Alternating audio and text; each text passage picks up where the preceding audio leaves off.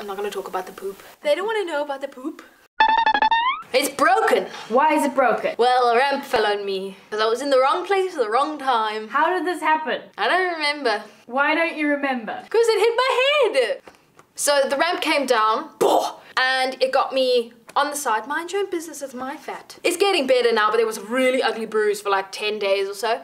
Paramedics were called, and the paramedics arrived in their little paramedics truck with lots of lights, and I was lying there looking around, and they were, hold your head still, damn it! I can't, because this is cool. So they put a neck brace on me. They started sticking needles into my arm. I had a needle here, here, here, everywhere. Well, it felt like everywhere. I was bruised for like years. I was lying on my left-hand side, my right leg over my left leg. The paramedic came and they wanted to give me the gas. You know the gas that they give to pregnant women in labor?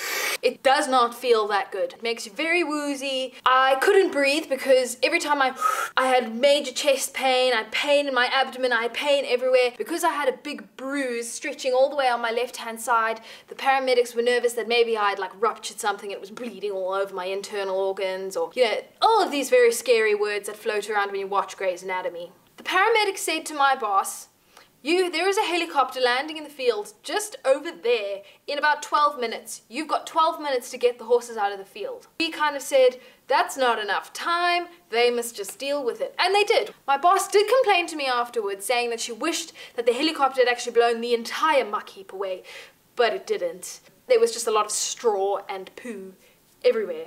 That poo followed me into the hospital, where the nurses were like, where did you come from? Picking it out of my hair 2 days later. The doctor, the paramedic, and the pilot. They were really, really good looking. My sister and my mum arrived, and they were like, oh, this is really bad, and they were upset, and I was upset because I think I started crying. The paramedics decided, okay, we need to now get her blood pressure up a bit because it was so low they thought I was gonna die. Not really, but still, my blood pressure was too low. After that, they said to me, we're gonna have to cut your pants off. And they did. They cut my pants off in front of my boss, lying there stark as exposed to the world. It was a lovely experience. From the ambulance, I went into the helicopter, and by this time, the morphine is kicked in, and I'm a babbling idiot. I remember the paramedic turned to my mum and said, is she always like that? My mum said, yes. Thanks, Mum. They dosed me up with morphine. They put me into the helicopter, landed at the hospital. Within seconds, I was out of the helicopter. I remember one of the doctors said, welcome to Birmingham Hospital. I was like, I don't really want to be here, but thanks. And everything had happened really quickly. I was lying waiting for the diagnosis. The doctor walks in and says to me, you've broken your hip. I said, and how long will it take until I'm better? So my doctor told me it'd be 3 months. From being able to do anything I wanted with my body, all of a sudden not being able to sit up by myself. That in itself was devastating. 3 days after the accident actually happened, they managed to get me onto a walker. I was promoted to a Zimmer frame, then to crutches. While you're going through your recovery, they teach you a lot about how to now look after yourself with a disability. And yes, it was a disability, because when you can't undress yourself and dress yourself again, when you can't go to the toilet, when you can't wash yourself, you've got a disability. And I finally understand what that means. This is the serious part. It was extremely difficult.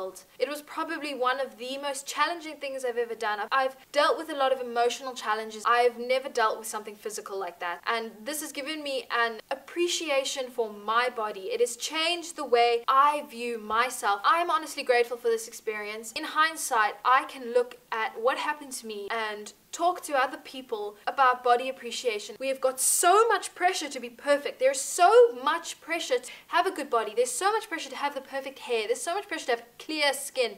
There's so much pressure to be beautiful. There is so much pressure to be perfect. But you know what? When you have the use of your legs taken away from you, you suddenly wake up to the reality that you're damn lucky. There's nothing wrong with you. The most important parts of life are still there. Just because you don't look like a Victoria's Secret model doesn't mean you're not beautiful. It's very important, us as a society and as a community, to look at people who we think are more beautiful than us and look at them and say, I do not wish to be you. I do not wish to have your body. I wish for my own. To do things that you've been able to do your whole life. So I'm hoping that within this message that I'm putting out there, look in the mirror, and instead of looking at your imperfections, you can now look at those things and say, you know what? There's nothing wrong with me, and in fact I'm beautiful and I'm strong and my body does the things that I want it to do. The fact that you can do the things you want to do means you can be better than you were yesterday. It means that you can become the person you want to be. And I'm not preaching to just you, I'm preaching to me as well, because I have the same issues. And thank goodness for this accident, because it's really given me a big wake-up call, because before that everything was wrong with me and there was nothing good about me. So one thing before we sign off, I just want to say thank you so much for watching the video. Thank you for your subscriptions and your likes, I really appreciate it. I hope to see you guys again next week for the next video. Bye!